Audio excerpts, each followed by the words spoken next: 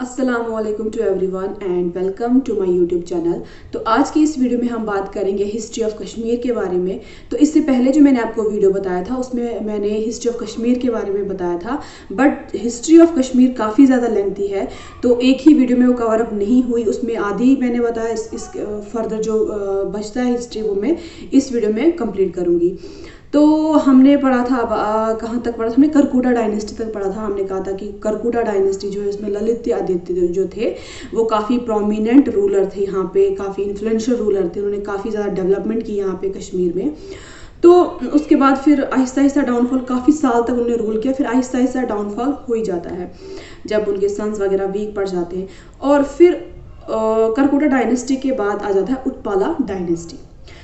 Utpala dynasty के जो founder थे वो थे अवंती वर्मन। अवंती वर्मन के नाम से ही अवंतीपुरा एक जगह है कश्मीर में, वहाँ उसका नाम पड़ा है अवंतीपुरा।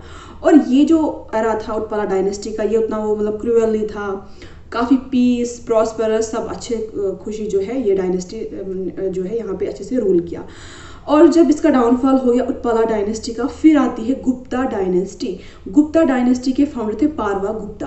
पारवा गुप्ता ने शादी की थी क्वीन दिदा से। क्वीन दिदा का आपने नाम सुना होगा। क्वीन दिदा कौन थी? उनके बारे में ये कहा जाता था कि वो काफ़ी स्ट्रॉन्ग लेडी थी, काफ़ी डोमिनेंट लेडी थी वो। उन्होंने अपने ही फैमिली मेम्बर्स का मर्डर करवाया था। और आजकल जैसे कभी कश्मीर में बोला जाता है कि जब कोई लेडी बड़ी, वो जो बिल्कुल भी नहीं मानती है, बड़ी वो डोमिनेंट होती है, तो उसको कहा जाता है कि बड़ी दैद बनी फिरती है, बड़ी दैद है।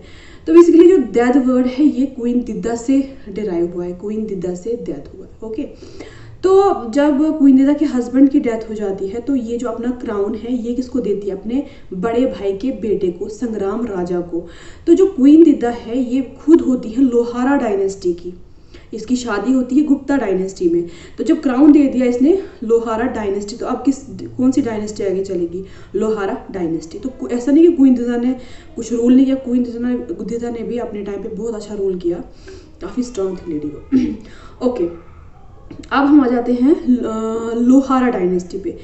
अब लोहारा डायनेस्टी में रूल थे संग्राम राजा, लेकिन इस टाइम पीरियड में कुछ उतना खास नहीं हुआ। मतलब इस टाइम पीरियड में बहुत ज़्यादा बीमारियां फैली कश्मीर में, बहुत फ्लड आए, कहत साली हुई, तो उतना खास नहीं गुजरा ये। तो आप समझो जो हिंदू रूल था उसका दी एंड होने वाला था। अब यहाँ पे ही जो हिंदू रूल है ख़त्म हो गया। अब आ जाता है मुस्लिम रूल, मुस्लिम्स आ जाते हैं। अब स्टार्ट कौन करता है? शाहमीर। शाहमीर कौन थे? शाहमीर आए थे अफगानिस्तान से वो आए यहाँ पे। और एक आए थे रिंचन आए थे, वो आए थे लद्दाख से। एक और आए थे, तीन आए थे बेसिकली ये। तीसरे का नाम था लंकर चक, वो आए थे गिलगित जो गुरेज का एरिया है वहाँ से आए थे। तो ये जब तीनों यहाँ पे आए तो फिर मुस्लिम रूल का स्टार्ट हो गया। तो स्टार्ट किसने किया? शाहमीर ने। तो शाहमीर डायनेस्टी का स्टार्ट हो गया। शाहमीर को ज़ैनुल आबदीन के नाम से भी जाना जाता था, ठीक है। तो इस डायनेस्टी ने लगभग 250 ईयर्स तक जो है रूल किया, अच्छा खासा रूल किया। और फिर उसके बाद क्या हुआ? उसके बाद शिहाबुद्दीन आए। शिहाबुद्दीन जो थे उनको ललित आदित्य का नाम दिया गया क्योंकि उन्होंने ललित आदित्य की तरह बहुत सारे डेवलपमेंटल काम किए, बहुत सारा कॉन्क्योर की जगह, तो ये सब। तो उसके बाद जो है मतलब बहुत टाइम तक रूल करने के बाद तो एक टाइम तो आना ही था कि जब इनका डाउनफॉल भी होना था। तो इसके बाद जो है, तो इसके बाद आ जाते हैं मुगल्स। मुगल्स का टाइम पीरियड है 1587 से लेकर 1752 तक।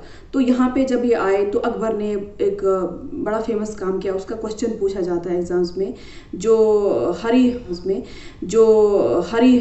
हरी पर्वत है वहाँ पे उसने फोर्टिफिकेशन की, मतलब दीवार जो है लगवाई वहाँ साइड से। और मुगल्स जो है काफ़ी ज़्यादा फैसिनेट हो गए यहाँ की नेचुरल ब्यूटी को देख के, यहाँ के गार्डन्स को देख के। बहुत सारे जो मेंबर्स थे वो यहाँ पे आए, नोबल्स जो यहाँ पे आए, उन्होंने गार्डन्स बनाए। शाहजहाँ ने गार्डन बनाया, जहांगीर ने गार्डन बनाया, ये अलग सेपरेट टॉपिक है।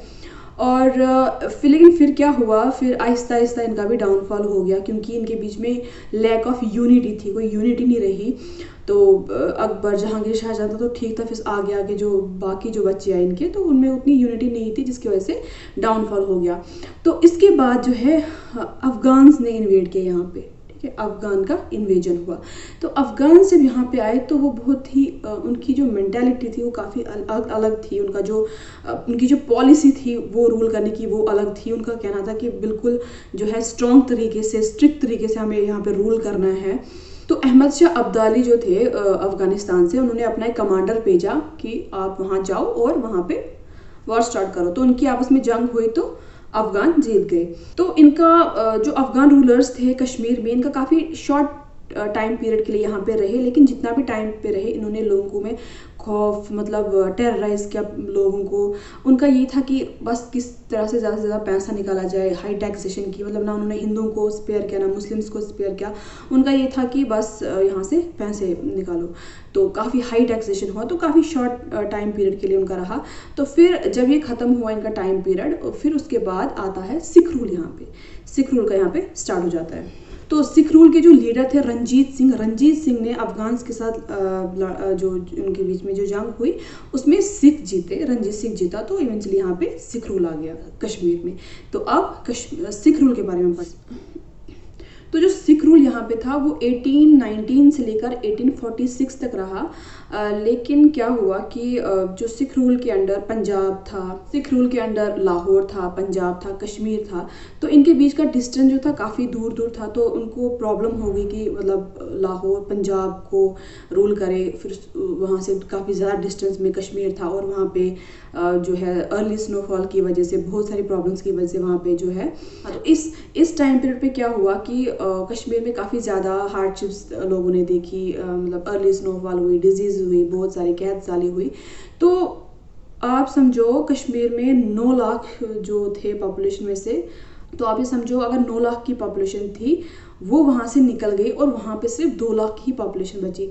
तो अगर आप देखोगे JNK में अलग अलग जगहों पे कश्मीरी बोली जाती है, कश्मीर के लोग हैं जैसे डोडा, भदरवाह, किश्तवाड़, राजौरी में भी इवन कश्मीरी बोले जाते हैं। तो हो सकता है इस टाइम पीरियड पे उन्होंने माइग्रेशन किया हो, क्योंकि कश्मीर में उस टाइम बहुत बुरी हालत थी, और इसी टाइम में बहुत बुरी हालत थी, बिल्कुल लोग मर रहे थे, डिजीज़ थी, कहत साली थी। तो वहाँ से जो है भाग के आए, 9 लाख वहाँ से निकल के आए और वहाँ से 2 लाख रहे, और अलग अलग पार्ट्स में आधे बाहर गए, आउटसाइड स्टेट भी चले गए, आधे कुछ यहाँ पे जैसे भदरवाह, डोडा, हो सकता है यहाँ भी चले गए हों। तो जब महाराजा रंजीत सिंह की डेथ हो जाती है तो फिर इवेंचुअली क्या होता है, इनका जो सिख का जो था वो डाउनफॉल हो जाता है। तो फिर आता है डोगरा रूल। तो डोगरा रूल के जो फाउंडर मेंबर थे वो थे महाराजा गुलाब सिंह। तो जो गुलाब सिंह थे वो जो सिख इससे पहले जो सिख रूल था उनके कोर्ट में काफ़ी एक नोबल इन्फ्लुएंशियल पर्सन थे। उनका मतलब काफ़ी माना जाता था उनको, और उन्होंने काफ़ी जगहों को कन्क्यर भी किया हुआ था। तो जब सिख रूल का उनके एक जनरल थे जोरावर सिंह, तो उनकी हेल्प से उन्होंने काफ़ी जगहों को कन्क्यर किया हुआ था।